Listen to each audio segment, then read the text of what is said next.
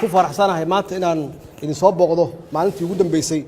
oo imtixaankii ugu dambeeyay aad qaadanaysaan Soomaa waxaan idin rajeynayaa imtixaanka qof walba halkan fadhiya inuu keeno buundada ugu fiican macnaheedu waxay tahay inaad aad u shaqayseen aad wax u barateen xalay iyo habeen hore iyo kulli inaad soo jideen Soomaa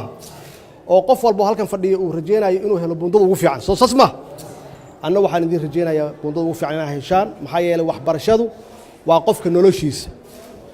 waa indhaha qofka waa iftiinka bini aadanka waa horumarka qofka bini aadanka ah macnaheedu waxay tahay qofku markii maskaxdiisa korto loojigiisa iyo macquuliyadiisa waa fiicanta qofka haddii wax loo sheego markiiba wuxuu sameynayaa xisaabtan wuxuu leeyahay waxaani wax dhab ah miyaa mise waa wax khaldan waa fahamteen Soomaa marka waxbarashadu kaliya intaas kaliya maaha qofka noloshiisa wax badan iyo ka bedeshaa haddaad doonaysaan shaqo fiican inaad heshaan waa inaad tacliin leedahay haddaad doonayso mushaahar fiican inaad qaadataan oo horumar fiican aad nolosha ka gaartaan qofku waa inuu waxbarasho leeyahay ahmiyad weyn ayay noo leedahay inaan idin siino waxbarasho tayo leh maxaa yeelay waxbarashadu waxa weeye waa aasaaska qofka bini aadanka ah marka hooyo walbaba iyo aabbo walbaba inaysan marna ka walwalin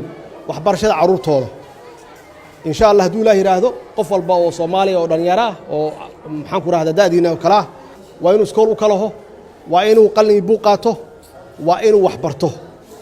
مركا وحن رجينا إن شاء الله دو الله يراهدو سكول صارنا جامعة كأدان جامعة مركا دميساننا آتيهين مستقبل كدل كان وليه وحيا المستقبل كدل كان وايدنك شقوين وناكسن قفكي دولة وشقية قفكي برايفت وشقية قف والبا إنو وليه دور عيمن أو وناكسن ونولش